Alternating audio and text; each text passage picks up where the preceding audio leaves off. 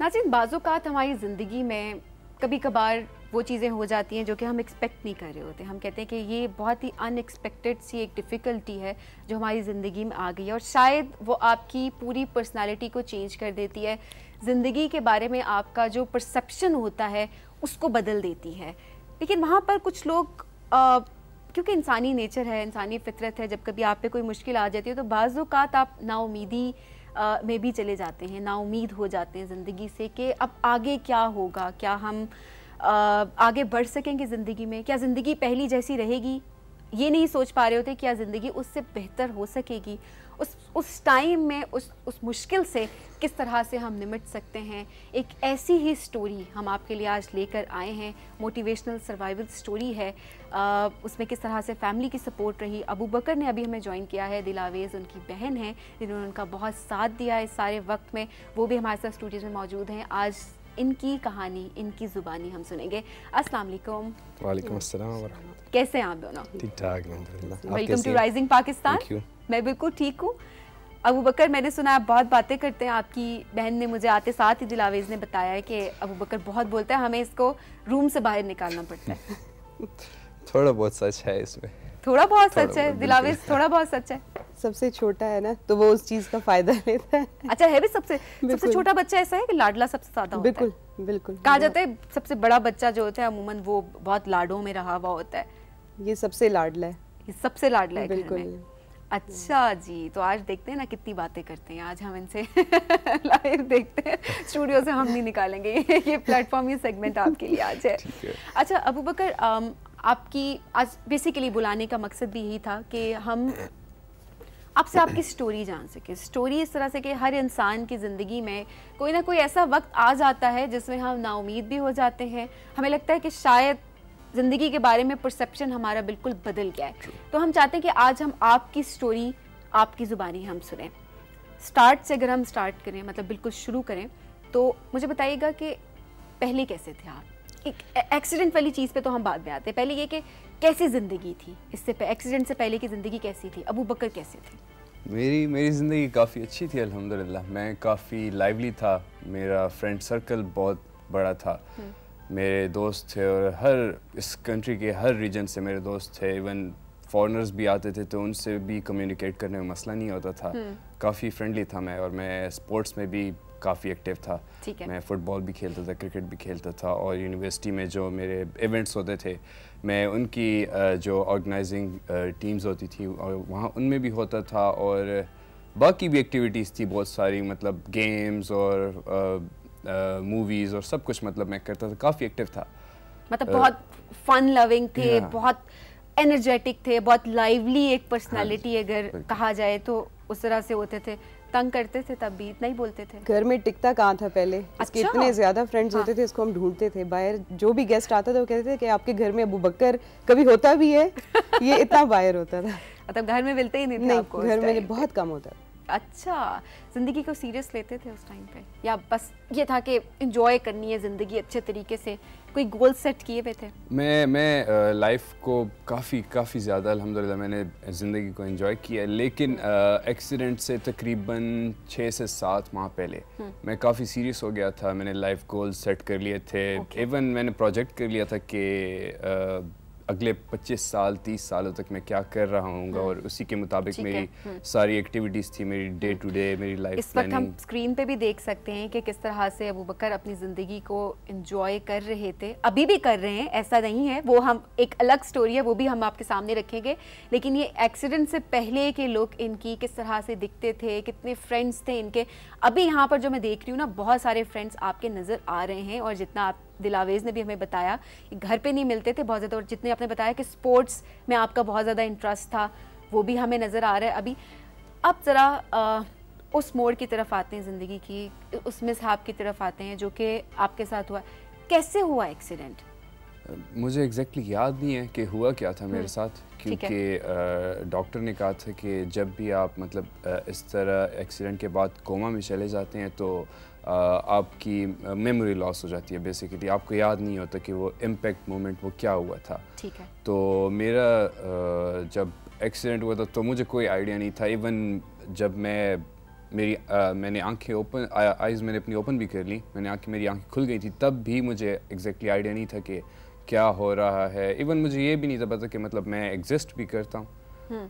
तो बस ये था कि आवाज़ें आ रही होती थी हर वक्त और मैं कुछ फील नहीं कर पाता था, मूव नहीं कर पाता था। ये काफ़ी अरसा ऐसा था, लोग आते जाते थे हर वक्त, रश होता था काफ़ी, मुझे याद है। लेकिन मैं अपनी फीलिंग्स खुद भी नहीं डिस्क्राइब कर सकता कि मैं उस वक्त क्या फ़ील करता था। ओके, उस टाइम पे सब कोमा की सिचुएशन थी, जब आप कोमा में जब थे तो उस टाइम पे आपको आपके इर्द गिर्द जो हो रहा है वो आपको पता चल रहा होता था कि क्या हो रहा है। उस टाइम पे कोई सोच जहन में आती थी कि क्या हो गया, कैसे हो गया, अब आगे क्या होगा, कोई उस टाइम के जो थॉट्स थी आपकी? क्योंकि मुझे लगता है अबू बकर के हर इंसान की ज़िंदगी में कोई वक्त ऐसा कोई ना कोई वक्त ज़रूर आ जाता है, कोई परेशानी उसकी ज़िंदगी में आ जाती है, तो हर इंसान जो है वो डिफरेंट थॉट प्रोसेस से ज़रूर गुजर रहा होता है। क्या थॉट प्रोसेस था आपका अपना? जब मैं कोमा में था तब तो कुछ पता ही नहीं है मुझे। मतलब वो तो ऐसे था जैसे मेरी सोल एग्जिस्ट ही नहीं करती, मुझे कुछ पता ही नहीं, मतलब मैं इस दुनिया में ही नहीं आया अभी, वो तो ऐसा था। लेकिन जो पहली दफ़ा मुझे एक रियलाइजेशन हुई कि मैं वाकई कुछ हुआ है मुझे, मैं आ गया हूँ वापस और मुझे फील हो गया कि हाँ मुझे कुछ हुआ है, वो तब था कि जब मुझे भाई और अब्बू मिरर के सामने ले गए उठा के, मैं क्योंकि खुद नहीं चल पाता था, ठीक है, और मैंने अपने आप को देखा और फिर वो जिस तरह था पहले और फिर वो सारा कुछ, और इवन मेरी ये जो अभी तो मैंने अपनी सर्जरी करा ली इसकी ना आँख की, तो पहले ये बिल्कुल स्क्वेंट थी और यहाँ पे होती थी मेरी आँख। तो जब मैंने अपने आप को शीशे में देखा तो इट वाज जस्ट अनबिलीवेबल। कितनी चोटें आई थी, कितना नुकसान हुआ था, क्या मेडिकल कंडीशन थी उस वक्त आपकी, वो थोड़ा सा हमें बताएं। उस टाइम ये तो कोमा में था। जी जी। फर्स्ट टाइम जब ये हॉस्पिटलाइज हुआ तो इसकी ओवरनाइट बेसिकली 2 सर्जरीज हो गई थी। ठीक है। और इसकी पूरी जो बॉडी है वो बिल्कुल ब्रूसेस से भरी हुई थी, बहुत ज़्यादा ज़ख्मी थी, बिल्कुल हर जगह से, टांगे, बाजू, फेस, हर जगह उसके ज़ख्म थे बिल्कुल। और फिर जब एक रात और गुजरी तो फिर इसकी एक मेजर सर्जरी हुई थी जिसमें इसकी जो स्कल का पीस था वो उनको रिमूव करना पड़ा ब्रेन प्रेशर रिलीज़ करने के लिए।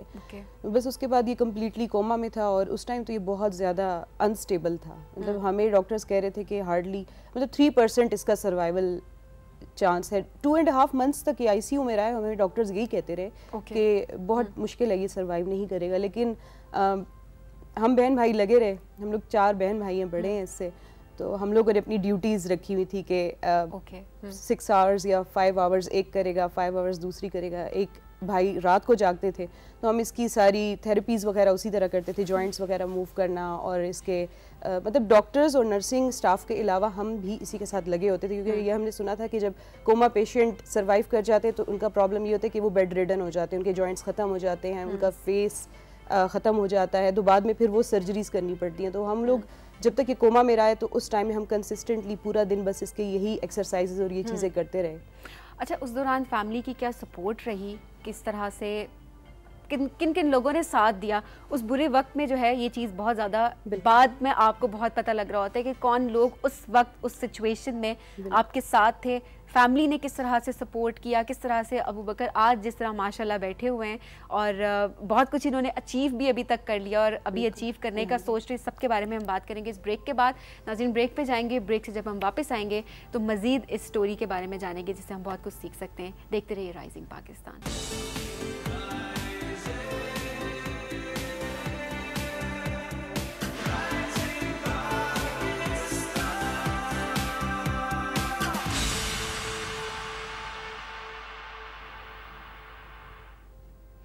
Welcome back to rising Pakistan. Rising Pakistan में खुश आमदीद। नाज़रीन, ऐसी हम अगर बात करें मुश्किलात की को, तो ज़िंदगी में हर इंसान की ज़िंदगी में कोई ना कोई मुश्किलात ज़रूर आती हैं जिनसे हम बाज़ औक़ात उन मुश्किलात में हम घबरा भी रहे होते हैं, लेकिन कुछ ऐसी स्टोरीज़ हमारी कोशिश होती है हम राइजिंग पाकिस्तान में शामिल करें जिनसे हम बहुत कुछ सीख सकें, जिनसे हम मोटिवेशन ले सकें कि अपना जो मुश्किल वक्त है, किसी के मुश्किल वक्त से आप सीख कर अपने मुश्किल वक्त को गुजार सकें। सो आज भी इसी तरह की एक स्टोरी हमारे पास मौजूद है जो हम आपके साथ शेयर कर रहे हैं। अबू बकर दिलावेज़ ने हमें ज्वाइन किया हुआ है। दिलावेज़, हम ब्रेक से पहले बात कर रहे थे फैमिली सपोर्ट की, कि फैमिली सपोर्ट कितनी ज़रूरी।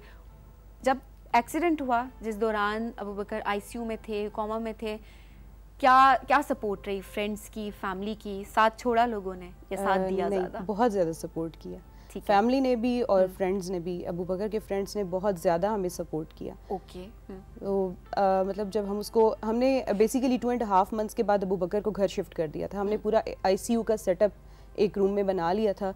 तो इसके फ्रेंड्स बेसिकली डेली आते थे, क्योंकि ये उनको थोड़ा बहुत रिस्पांस देता था। तो हमने उनको कहा कि आप लोग डेली आया करें। वो डेली आते थे, इसके साथ टाइम स्पेंड करते थे, और इवन एग्ज़ाम्स के दिनों में भी वो आते थे। तो उन्होंने बहुत ज़्यादा हमें इस टाइम में सपोर्ट किया है। तो इमोशनल सपोर्ट भी थी और हर तरह की सपोर्ट, हर तरह की सपोर्ट दी, और ये बेसिकली बहुत ज़रूरी भी होती है। बिल्कुल बिल्कुल, कि आपकी फैमिली सपोर्टिव हो, आप सब मिल के चलें। जिस तरह आपने बताया, मुझे एक चीज़ बहुत अच्छी लगी कि आपने बस टाइम टेबल सेट कर लिया कि किसी एक के ऊपर भी वो चीज़ ना आए और पूरी फैमिली मिल के चले। और इसी को आप मतलब फैमिली कहते हैं, एक टीम होती है कि मुश्किल वक्त में आप लोग सब साथ खड़े हो। अबू बकर, फ्रेंड्स उसके बाद भी साथ थे। मैंने सुना है आपकी दिलावेज, आपकी बहन अभी मुझे बता रही थी ब्रेक में कि आपने पहला जो अपना रिस्पांस दिया वो अपने दोस्तों जब उनकी मौजूदगी में ही दिया। हाँ जी, ऐसे ही था बिल्कुल। काफ़ी बहुत ज़्यादा सपोर्ट किया उन्होंने। हाँ। मतलब मैं अल्लाह का बहुत शुक्रगुजार हूँ इस चीज़ पे कि इन लोगों को सबब बनाया, और ये लोग रोज़ आते थे। तो काफ़ी इनकी भी मेहनत थी। वो मेरे साथ टाइम स्पेंड करते थे, घंटों घंटों बैठे होते थे। ऑल्दो मैं सोया होता था और वो लोग बस बातें कर रहे होते थे, पुरानी बातें कर रहे होते थे कि मैं भी आ जाए और मैं जाग जाऊँ, किसी तरह कुछ हो जाए। तो बस यही था, वो बात कर रहे थे एक दिन और मैंने बीच में स्माइल कर दिया। रिकवरी कितने टाइम में हुई टोटल? कितना टाइम लगा? एज एन रिकवरी, जो टोटल रिकवरी कहते हैं वो तो अभी भी शुरू है ना, शुरू है, लेकिन जो मेजर रिकवरीज थी वो यही थी। जो मेरी हेड सर्जरीज हुई थी, ठीक है, वो तो मेरा ख्याल है जो लास्ट हुई थी मेरी हुई थी वो जनवरी में। हाँ जी, वो सक्सेसफुल हो गई थी। अच्छा, तो जो प्रोसेस है वो अभी तक जारी है? वो अभी भी जारी है। अब अगर हम एक्सीडेंट के बाद वाले, अब माशाल्लाह से यू आर ऑलमोस्ट रिकवर्ड, साथ साथ चीज़ें तो ऑब्वियसली चलती रहेंगी, एंड हम डेफिनेटली आपके लिए दुआगो भी हैं कि आप जिस तरह चाहते हैं कि जितने आप मज़ीद तंदुरुस्त हो सकें आप हों। लेकिन अभी अबू बकर किस तरह से ज़िंदगी की तरफ वापस आए? यूनिवर्सिटी मैंने सुना फिर आपने दोबारा से ज्वाइन की। थोड़ा सा एक्सीडेंट के बाद वाली रिकवरी के बाद वाले फेज़ के बारे में हमें बताएं। काफ़ी मुश्किल था पहली बात वापस आना, अपनी लाइफ को नॉर्मल तरीके से गुजारना, इस चीज़ को एडमिट करना कि मेरा मतलब मैं ये नहीं कह रहा कि मेरी लाइफ बहुत अच्छी थी और मैं यहाँ पे था और फिर यहाँ आ गया, अल्लाह माफ़ करे। मैं यहाँ पे था और अब मैं यहाँ पे हूँ, मतलब उसके पैरेलली चल रहा हूँ, अल्लाह का शुक्र अल्हम्दुलिल्लाह। बस ये था कि मुझे इस चीज़ को मैं एडमिट नहीं कर पा रहा था और मैं अपना पढ़ाई पे भी इसीलिए तवज्जो नहीं दे पा रहा था। और मैं मेरी मेंटल रिकवरी इस चीज़ पे बहुत ज़्यादा डिपेंड करती है और इस चीज़ का लोगों को नहीं पता होता। कुछ लोग इस चीज़ को रियलाइज़ नहीं कर पाते, बट मेरा ख्याल है दैट्स परफेक्टली फाइन, क्योंकि ये सिचुएशन ऐसी नहीं है जो हर बंदे पे आई हो, तो हर बंदा नहीं समझ पाता इसको। लेकिन अल्लाह का शुक्र है, ओवरऑल सपोर्ट के साथ मैंने अपनी एजुकेशन भी कंप्लीट की। 2 साल हो गए थे, 2 साल रहते थे। डॉक्टर की रिकमेंडेशंस पे मैंने 2 साल मज़ीद ब्रेक लिया। उन्होंने कहा क्योंकि मुझे फिट्स आते थे, सीजर्स टाइप, तो वो उसकी वजह से डॉक्टर ने कहा कि अगर इसने स्ट्रेस ले लिया तो उस पर दोबारा आ सकते हैं। तो इसीलिए 2 साल मैंने डिसकंटिन्यू की स्टडीज़। उसके बाद मैंने स्टार्ट किया और फिर without taking any further break मैंने स्टडीज़ कंप्लीट किया अल्हम्दुलिल्लाह विद 3.02 GPA। बट अरे वाह, all the credit goes to my teachers. पहले भी लाइक ही थे इतने? बिल्कुल भी नहीं था। बिल्कुल भी नहीं। जिंदगी को ज़्यादा सीरियस लेना स्टार्ट कर दिया कि करियर गोल आपके सेट हो गए ना कि ये अचीव करना है। Yes, you can say that, but मेरी टीचर्स की सपोर्ट और मेरी जो कोलीग्स थे सारे, उनकी सपोर्ट बहुत ज़्यादा थी अल्हम्दुलिल्लाह, अल्लाह का शुक्र, क्योंकि उनके अब इवन आज तक भी मैं जो भी कर रहा हूँ, मैं उनकी सपोर्ट के अलावा मैं कुछ भी नहीं कर सकता। अभी क्या क्या करें, क्या क्या अचीव कर लिया है? अभी बैचलर्स कंप्लीट कर लिया अल्हम्दुलिल्लाह। तो जैसे ही डिग्री आई है, मेरी अम्मी ने मुझे पुश किया कि भाई मास्टर्स के लिए अप्लाई करो, बाहर जाओ। मुझे मैं तो हूँ बहुत मोहब्बत है वतन, मैं अपने मुल्क को नहीं छोड़ना चाह रहा था, लेकिन अम्मी के पुरजोर फरमाइश पे जो है ना, मैंने ठीक कह रहा दिलावे जितना ब्रेक लेके बोला है, कहती है घर भी साथ जाना। तो नहीं, मैं अभी फिर पिछले साल चूँकि मैं रेडी नहीं था मेंटली, तो मैंने नहीं अप्लाई किया। फिर इस साल अब धड़ बस मैं एप्लीकेशंस फिल करा, मैंने अपना आइट्स भी दे दिया अल्हम्दुलिल्लाह। मेरा 7.0 स्कोर भी आ गया, ऑल्दो मैं एक्सपेक्ट नहीं कर रहा था, लेकिन अल्लाह का शुक्र है अल्हम्दुलिल्लाह। तो बस अब ये है कि अब मैं जिम भी जाता हूँ और मैं अल्हम्दुलिल्लाह वो सारी एक्सरसाइजेस करता हूँ जो हर नॉर्मल बंदा, अल्लाह का शुक्र है मैं भी नॉर्मल हूँ, लेकिन जो किसी भी इंसान को करनी चाहिए जो आपकी वैसी फिजिकल स्ट्रेंथ के लिए ज़रूरी भी वो अल्लाह का शुक्र है बस अल्हम्दुलिल्लाह। मेरा ख्याल है अल्लाह ताला हर इंसान पे उतना ही बोझ डालता है कि जितना वो बर्दाश्त कर सके। और मैं हमेशा से फिजिकल फिटनेस पे बहुत ज़्यादा तवज्जो देता था, बहुत ज़्यादा। मैं जिम भी जाता था, फुटबॉल भी खेलता था। तो एक्सीडेंट के बाद भी अल्लाह का शुक्र है, इट टुक टाइम, क्योंकि मेंटली मैं इस चीज़ पे बहुत ज़्यादा एम्फसाइज करता हूँ कि मेंटल हेल्थ बहुत ज़रूरी है। और इसको सपोर्ट नहीं होती हमारी जो पूरी एक सोसाइटी है। दैट्स ओके, क्योंकि अभी इस चीज़ को अभी इतना अप्रिशिएट नहीं किया जाता। लेकिन मेंटल रिकवरी जैसी मेरी हो गई काफ़ी अल्हम्दुलिल्लाह, तो मैं उसी तरह वापस फुटबॉल खेलने भी चला गया और मैंने जिम भी ज्वाइन कर लिया और I work out on daily basis अल्हम्दुलिल्लाह। अब अपनी रूटीन पे आप वापस आ गए, वो सब चीज़ें अब आप करें जो कि आप पहले भी करते था। तो नाउमीद नहीं हुए इस पूरे जो भी आप एक फेज़ था, मैं इसको फेज़ कहूँगी। हर इंसान की ज़िंदगी में मुख्तलिफ फेजेस आते हैं, तो उसमें ये जो एक मुश्किल फेज़ था इसमें नाउमीद आप नहीं हुए। जो चीज़ आप सबसे ज़्यादा मैंने आपसे सीखी वो ये कि होपलेस नहीं हुए। होप आपने अल्लाह पे भरोसा आपने रखा कम्प्लीटली, और उसके साथ साथ जो फैमिली की सपोर्ट थी वो आपके साथ हमेशा रही। कोई गुड न्यूज़ आई है अभी कोई उससे रिलेटेड? लेकिन नहीं शेयर करना चाहती मुझे लेकिन इसका मतलब ये है कि रहने दें, बाद में बता। हो रहा है इंशाल्लाह, आहिस्ता उम्मीद है हो रहा है अल्लाह ताला। हाँ इंशाल्लाह गुड न्यूज़ आ रही हैं, आ जाइए और भी एक्सपेक्टेड है इंशाल्लाह। चलें ठीक है, वो भी हम आपसे सुनेंगे। अबू बकर ने अभी क्या अचीव करना है, मजीद क्या अचीव करना रहता है, आखिर में हमें ये बताएं। अभी बताएं। मैं शादी के अलावा नहीं वो एज सच कोई गोल नहीं है फिलहाल मेरी ज़िंदगी में, लेकिन हाँ करेंगे इंशाल्लाह, अल्लाह खैर करे। मैं अभी मेरा है इरादा मास्टर्स करने का इंशाल्लाह। तो अब इंसान के क्या प्लान्स होते हैं, अल्लाह ताला ने क्या प्लान्स बनाए होते हैं, तो मैं दोनों पे बिलीव करता हूँ, ठीक है। लेकिन अब जो मेरे प्लान्स हैं मैं वही एक प्लान बना के वही चलता हूँ उसी तरह। तो अब मेरा इरादा है मास्टर्स करूँ इंशाल्लाह, और फिर कुछ अरसा मैं एम्प्लॉयमेंट भी मेरा बाहर का ही इरादा है इंशाल्लाह। उसके बाद वापस आके मैं यहाँ पे कुछ इस डिसेबिलिटी इंक्लूजन के लिए मैं कुछ करना चाहता हूँ अपनी सोसाइटी में। जो मेरे जैसे लोग हैं, मैं तो अलग डिफरेंटली एबल्ड जो हैं, बेसिकली डिफरेंटली एबल्ड जो लोग हैं उनके लिए आप अब कुछ करना चाहते हैं। बिल्कुल ऐसे ही है। तो मतलब प्लान है अभी? हाँ जी, मुझे तो मतलब ये था कि सपोर्ट अल्हम्दुलिल्लाह फैमिली की अल्लाह का शुक्र है, फाइनेंशियल सपोर्ट भी थी और फ्रेंड्स भी थे। और फिर मैं चूँकि अल्हम्दुलिल्लाह सारे पढ़े लिखे बहन भाई हैं, तो सब कुछ उनको भी पता था, वो भी गूगल पे सर्च कर रहे होते थे। मैं ख़ुद भी बाद में कर रहा हूँ, इवन आज भी मैं ऐसे ही करता हूँ। कोई मसला होता है, कोई इशू होता है मेरे हाथ में, मतलब मेरे ये आर्म जो है ना, ये पूरा ये भी डिसेबल, मतलब पार्शली डिसेबल्ड कहते हैं, मैं इसको यूज़ करता हूँ, लेकिन ये अफेक्टेड, ये मेरी सारी राइट अफेक्टेड है बिल्कुल। तो लेकिन इस पे आप अभी काम कर रहे हैं और आपको उम्मीद है कि जितना आपने इसको इतना 80% प्रॉबेबली आपने इसको ठीक कर लिया, 20% भी एफर्ट के साथ ठीक हो जाएगा। दिलावेज, आखिर में जल्दी से कोई मैसेज अगर आप ऑडियंस को देना चाहें कि अगर कोई ऐसा इंसिडेंट हो जाता है तो एज अ फैमिली किस तरह से आप सपोर्ट कर सकते हैं? यही कहूँगी कि पेशेंट्स, जितने भी ट्रॉमा पेशेंट्स पर्टिकुलरली, उनको बहुत ज़्यादा केयर चाहिए होती है। जैसे एक बच्चा होता है ना, बिल्कुल उसी तरह से उनकी केयर करनी चाहिए। और अपने फैमिली मेम्बर्स को अकेला मत छोड़ें, आपको दोबारा नहीं मिल सकते।